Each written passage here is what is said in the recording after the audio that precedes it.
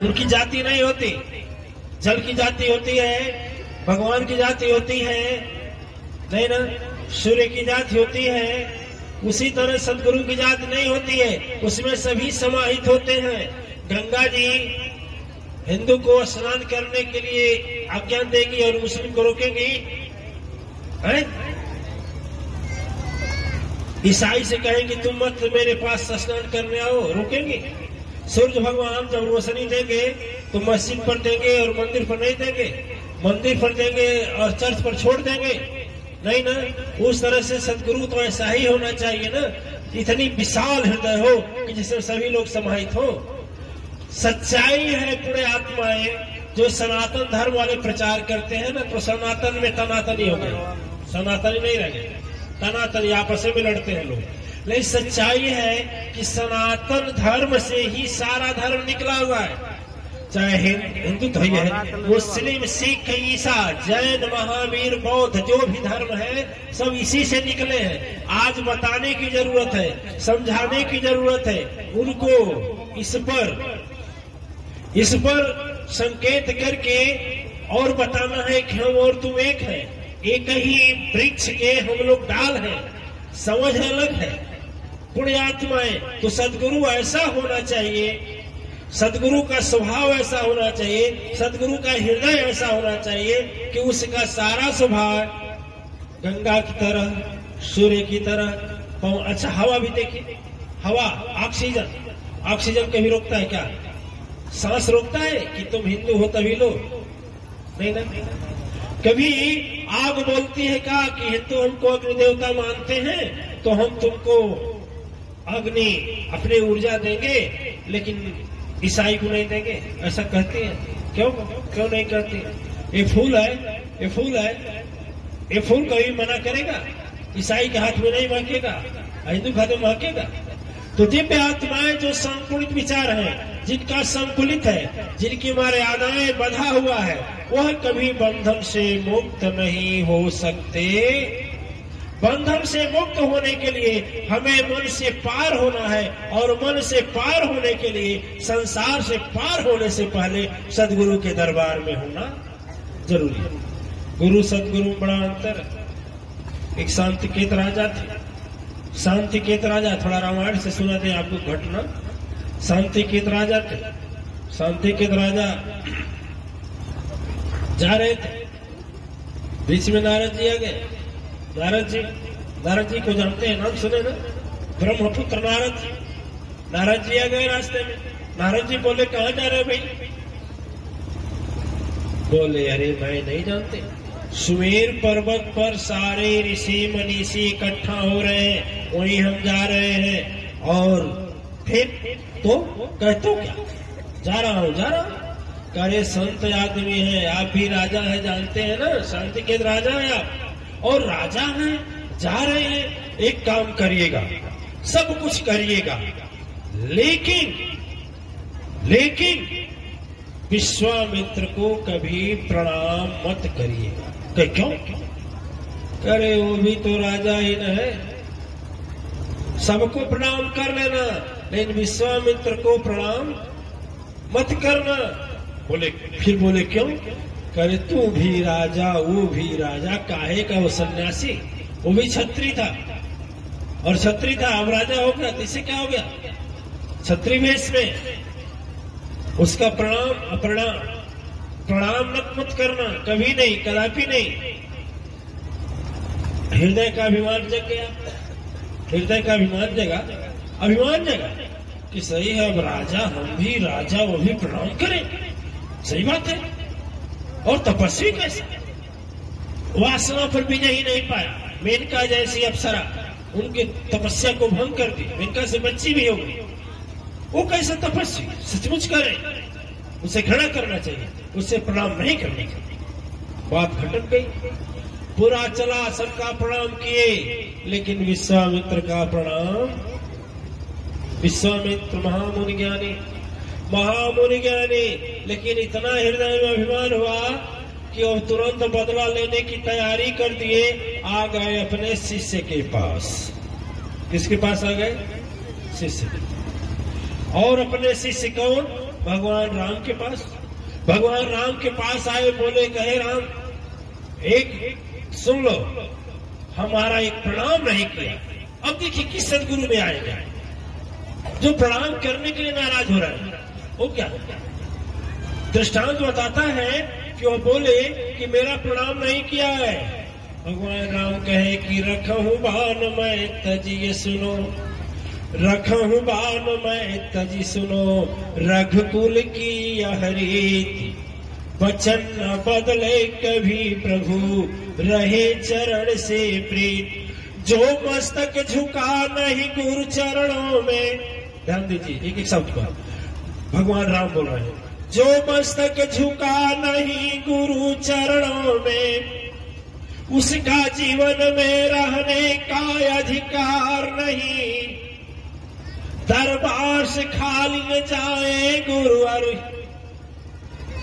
दरबार से खाली न जाए गुरुवर, राम की सच एतबार यही, कल सूरज अस्त होने से पहले सचमुच उसको मैं मारूंगा, काल कराल भी बचाने आवे, उसको भी रणभूमि में पछाड़ूंगा, होगी सत्य धर्म की विजय, ये नाथ कह मैं देता हो, और सदगुरु के चरण में जो शीश न झुका उसको जिंदा रहने न देता।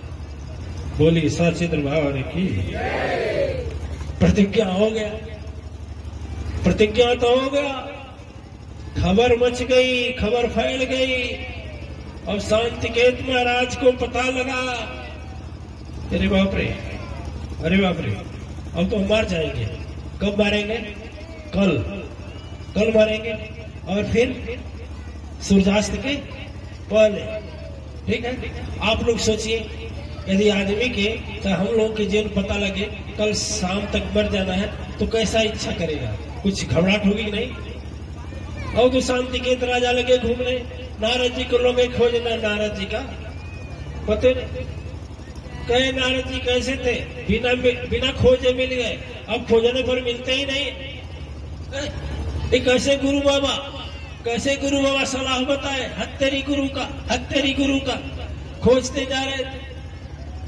इसी तरह से नारद जी आ गए। नारद जी आए तो शांतिकेत राजा बोले, अरे हमको मार डालेगा। का मार डालेगा तो हम क्या करें? मरो, दुनिया में कौन जीने आया है? सबको तो मरना ही। तो बस यही हो गया, आप ही बताए, जाकर प्रणाम मत करना। कहे कौन मार रहा है? कहा भगवान राम ही मार रहे, तो भगवान खाते बढ़ जाएगा, सदगति हो जाएगा। चल करे महाराज यही सलाह देंगे गुरु होकर। कहे मैं गुरु हूं, सदगुरु थोड़े। जाओ। फिर क्या हुआ? पीछे पड़ गए। कह रहे महाराज, अच्छा रोक आ रहा है, देख ये गुफा दिखाई दे रहा है ना, यहाँ न रोक जाओ, गुफा में रो, गुफा के सामने रो, गुफा के सामने रो। जब गए गुफा के सामने रोने लगे, अंदर अंजनी मैया, अंजनी मैना तो भगवान हनुमान की, कौन बोला नहीं जानते हैं? अरे अंजनी पुत्र पवन सुत नामा, सुने नहीं सुने? अरे अंजनी मैंने हनुमान जी की मैया तपस्या कर रही थी, और जब वहां रोने लगा तो माँ बाहर निकली। बोली क्या है बताओ? कहा मैया कल हमें कोई मार डालेगा, शरणागत की रक्षा कीजिए। गिर गए चरणों में गिरे, और जब चरणों में गिरे तो मैया बोले ठीक है चल अंदर चल। भगवान राम शपथ लिए थे, लेकिन हनुमान जी से एक ही बात कहते थे रोज कि हमसे कुछ मांगा नहीं हनुमान, कुछ मांग लो। बोले क्या मांगे भगवान? सब कुछ है। क्या मांगे भगवान? सब कुछ है, कुछ है। ठीक है। अंजनी माता रोज हनुमान अंजनी माता से कहते थे मैया आप मुझसे कुछ नहीं मांगे, कुछ तुम मांग लीजिए। हनुमान जी बोले, अंजनी मैया बोलती थी क्या मांगोगे? चलो कुछ कुछ। समय बीत गया। उस दिन हनुमान जी जब आए, उनको तो शांतिकेत को तो अंदर छिपाई थी माँ। हनुमान जी आए, पैर छुए, रोज के भांति प्रणाम किए और एक ही शब्द जो रोज कहते थे उस दिन भी कहे, हाथ जोड़ विनती करो सुन ले माता मोर, कुछ आज मांगहु मातेश्वरी, इच्छा पूरी कर दे मोर। रोज यही मंत्र की तरफ पढ़ते थे हनुमान जी और यही बताते थे। तो उस दिन भी यही कहे हनुमत कर, मैं एक आदमी को क्या किया हूं, शरणागत कर दिया और उसको कोई मारने वाला है, तुम यही करो कि उसको बचा पाए। अब इनको भी ताव यह आ गया कि जो मां कभी नहीं मांगती है आज मांग रहे हैं, तो बोले क्या, कसम खा रहा हूं प्रभु चरण का, कसम खा रहा हूं प्रभु चरण का, जो भी मारने आएगा इस हनुमत के हाथों से मैया वो मारा जाएगा। तीनों लोक में कौन बचाए, तीनों लोक में कौन बचाए, जो मेरा रखवाला है, आज पड़ा है उसका, अंजनी पुत्र सिया सुत से पाला है। मां सीता को भी अपनी मां मानते थे, एक उससे पाला पड़ा है मैया। गदा उठाए बजरंगी, गदा उठाए बजरंगी, मस्तक को चूर्ण मैं कर दूंगा, धरती गगन एक करके प्रलय मचा दूंगा, आवे कोई बात नहीं। समझा गई? यह किसका कसम हुआ? गुरु का। वहां कसम किसका हुआ? श्री राम का। न इनको जानकारी है ना, कसम दोनों है। भगवान राम कसम खाते हैं गुरु के चरण की, और सदगुरु नहीं, गुरु के चरण की कसम खाते हैं, और हनुमत कसम खाते हैं भगवान राम की और मां के साथ। मां को विश्वास हो गया कि भगवान राम का कसम खाया है तो पूरा करेगा। सुबह यह चल दिए हनुमान जी। जब हनुमान जी चल दिए, यहां राम प्रभु के चरणों में हाथ जोड़े, निवेदन किए, कहे प्रभु अब मैं जा रहा हूं। भगवान बोले, अरे रोज की भांति बोलो हनुमान कुछ मांगो। तो हनुमान जी बोले, हमें कल की छुट्टी दे दीजिए। कहे कल तो शांति केत को मारने का आप मारने का आदेश दिए हैं, आप संकल्प किए हैं। हनुमान जी बोले, कहता ऐसा संकल्प ऊपर करे, हमारे बस की बात है, चलो अंजनी मैया से कह देंगे हमसे नहीं होगा, और भगवान राम से लड़ेंगे। चले गए। अंजनी मैया से कहे, मैया ऐसा है ना, भगवान मारेंगे, कल सेना आ रही है, हम जा रहे हैं। कहा ठीक है। माँ बोली कि धिक्कार है ऐसे माता को जो बालक को ऐसा जन्म दिया। तिरस्कार करती हूँ मेरी बदला जब तुम नहीं लिया। मैं स्वयं विलक्षण, स्वयं अपने आगे आकर के शरणागत को स्वयं बचाऊंगी। अब राम लड़ने वाला, उसको मैं सबक सिखाऊंगी। रणभूमि क्या होती है, रणभूमि क्या होती है, सब तो बतला दूंगा। और सचमुच हनुमत को जन्म देने वाली माता की शक्ति क्या है, आज राम को दिखला दूंगा। ठीक है। मां कहीं भाग यहां से। भगवान राम आ रहे थे, हनुमान जी आ रहे। नारद जी कहे तो गड़बड़ हो गया, सब ममलवी हमारा, अब क्या करें। पहुंच गए बिलासपुर, पहुंच गए करुवना, पहुंच गए भरुवनी। छोटे छोटे बच्चों को इकट्ठा कर लिया, आओ राम कथा होगा, राम कथा होगा, राम कथा होगा, राम कथा होगा। बाबा जी हाँ हाँ राम कथा होगा। छोटे छोटे बच्चे आकर बैठ गए, राम कथा होगा, राम कथा होगा, राम कथा होगा। जब हनुमान जी राम कथा नाम सुने तो वहां जाकर वो भी बैठ गए। बैठते भी हैं, अदृश्य शक्ति से आज भी बैठते।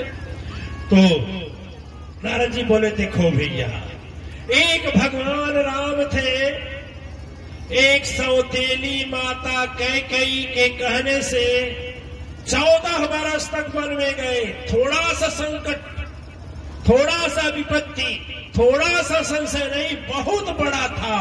फिर भी भगवान एक माता, और वो माता जानते हो बच्चों, नारद जी बोलो जानते हो बच्चों, वह माता ऐसी वैसी नहीं, सौतेली माँ थी।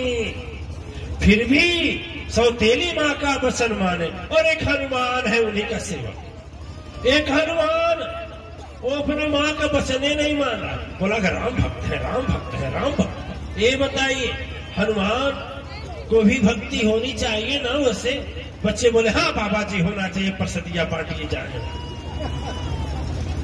और बच्चे और बोले कथा अब विसर्जन खत्म कर दिया, बस इतना ही कथा में था, कथा विसर्जन होता है सुनो वीर हनुमान। क्या वीर हनुमान सुनेंगे? वो तो खुद माँ की आज्ञा का उल्लंघन कर रहे। प्रसाद बांटा, हनुमान जी सोचे ओफो, बच्चे तो घर चले गए। कहे सही कह रहे हैं नारद बाबा। रास्ते में से घूम आए, और रास्ते में से जब घूम आए तो रास्ते से घूम आए तो कहे कि मैया मुझसे गलती हो गई, क्षमा कर दीजिए, मुझे ज्ञान नहीं हुआ, बिना गुरु के ज्ञान नहीं होता। माँ बौखलाई थी, कही नहीं मैया अब जाइए। सुबह सेना आ गई, भगवान राम भी आ गए, सेना आ गई। जब सेना आ गई तो माता अंजनी से और हनुमत जी से बात, याद शक्ति पुराण में है, माता अंजनी से हनुमत जी से बात हुई।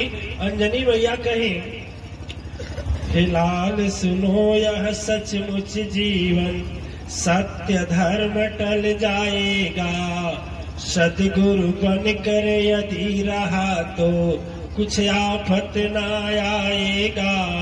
सदगुरु जैसे संवारे बालक, वैसा रूप बना लो तुम, अपने जीवन की भी गुत्थी उन्हीं चरण में सुलझा लो तुम। संत सुजान कहते हो तो राम भक्त तुम प्रतिकारी, सरस्वती भी सदा मानती तेरी सदा सच हितकारी। अष्ट से